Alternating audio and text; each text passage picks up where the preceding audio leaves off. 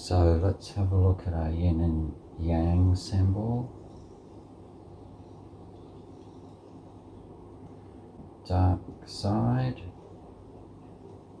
and light side.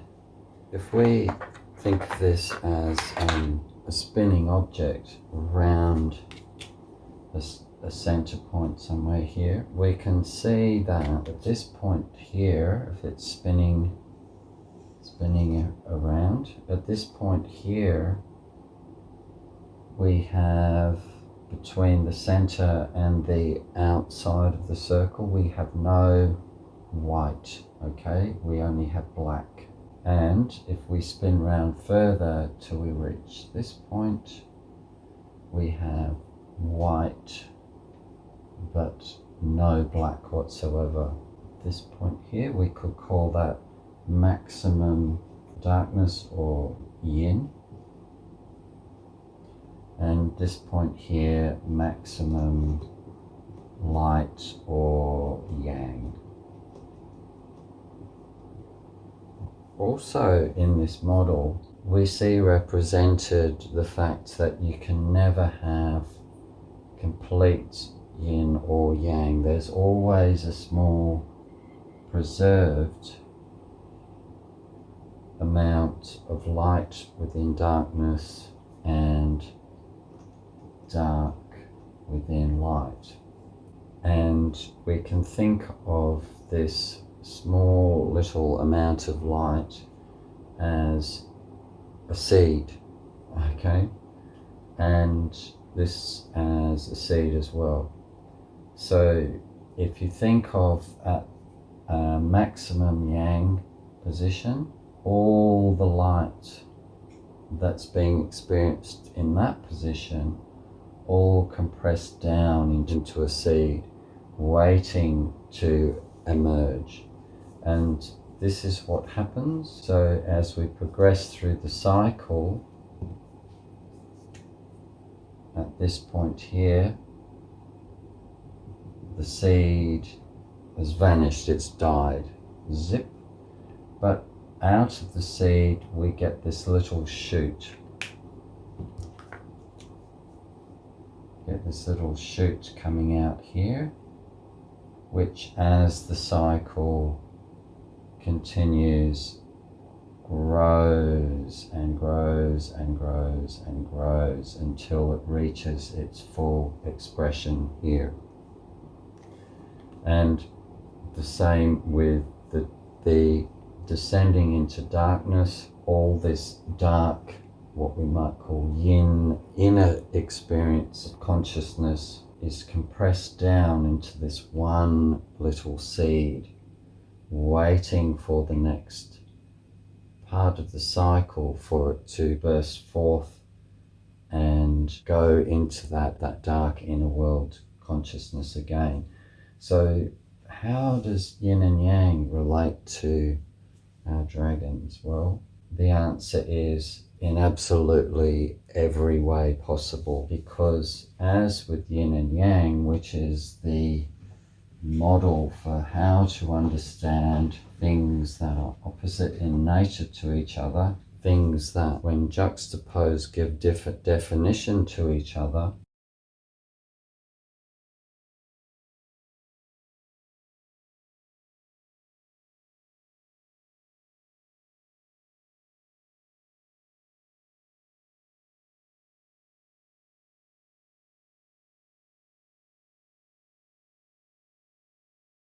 coming back to our blank whiteboard of just an expanse of nothingness, if you stared at that for long enough, your consciousness would go into a state of nothingness, and sleep as well. We would start to become more and more unconscious. But as soon as we introduce the tiniest of reference points, suddenly consciousness has something to wake it up, right? And suddenly there's movement, there's vibration, a sense of relationship going on between this point of reference and what was previously an expanse with where am I? There's no point of reference at all, right? So no point of reference at all within an expanse, and suddenly we have a point of reference. And in this case, we can think of this point of reference as infinitesimally small, or a point of just nothingness in the midst of our ocean of just everythingness, without limit, without boundaries, right? So they're opposite in every way you can imagine, and this sets up a duality where the consciousness goes point of reference, no point of reference, point of reference, no, sets up a vibrational wave. And actually it's this vibrational wave that you could say stimulates the consciousness to awaken, or the wave is the consciousness. So there's a vibrational connection between the two. Look at the expanse, look at the point of reference, look at the expanse, look at the point of reference. So we're directing our attention to the expanse and then back to the point of reference, to the expanse, back to the point of reference. So we have this, what we call, in terms of our dragons, this thread of connection between consciousness looking out into the expanse, and if that's all there is, it will go to sleep again. But no, it has a point to refer back to. So whenever it feels lost and starts to lose itself, lose its consciousness, it refers back to this, to its source reference point. So we could call this reference point a source point for consciousness to awaken from in this sea of potentially everything. So this idea of a thread connecting between this source point and everything that consciousness can experience is where we get the archetype of the dragon.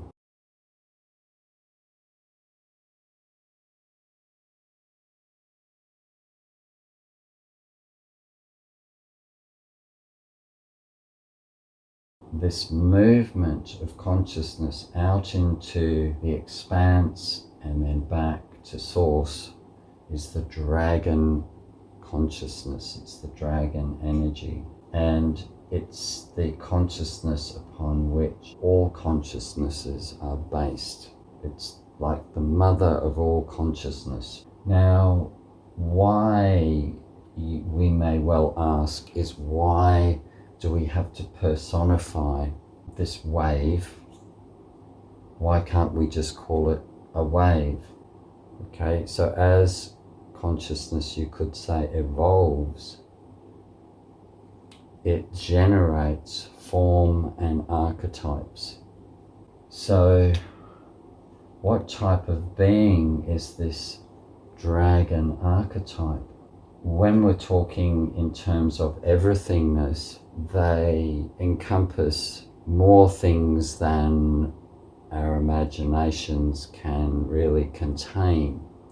In fact, dragons, as they continue in their work, they're evolving themselves through creating more and more forms and more sub-archetypes of themselves. But let's look at some of the more simple, basic characteristics of the dragon archetype. One being that the dragon is long-lived. They live for eons and they are resilient. You can only live out your years if you're reasonably resilient to the ups and downs, the twists and turns, the challenges, the whirlpools, the wars, the conflicts that are all part of the mix that is produced by a yin and yang system. Because remember, everything that is produced in this system comes out of a pure yin and yang setup, where a single point of reference is juxtaposed against an endless, referenceless expanse. So dragons are long-lived, resilient. They are highly vibrational. They are masters of using sound and light, which are carried on waves, energetic waves. Their characters are both light. They have a creative side and a very dark side as well. So they are creative and destructive. In their process of creation, they create whole universes and worlds and life forms on those worlds. So you could say they can be seen, or they represent their natures within nature.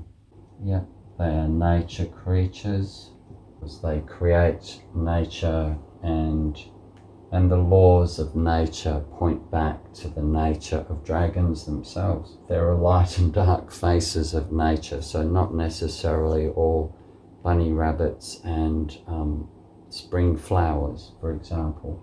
So they contain within themselves both genders, so they're hermaphroditic, and they represent all the elements of fire, obviously, fire-breathing dragons, water, they can happily swim underwater, live in caves with waterfalls and so forth.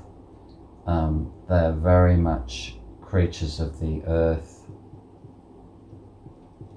and very much creatures of the air, obviously being airborne whenever they want to be. They are the meta archetypal being.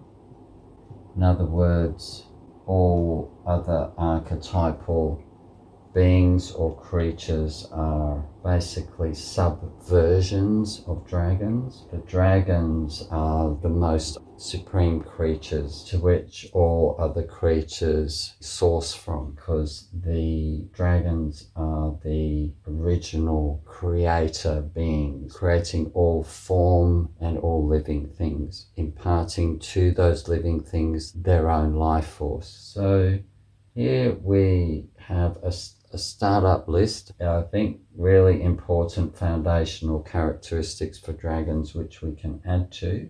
And this list will help us give context to why the dragon archetype is so important to our everyday worlds and lives, and also knowing dragons, where they come from, what describes their basic nature. We're on a better footing for understanding who we are in reference to them and how to relate to them.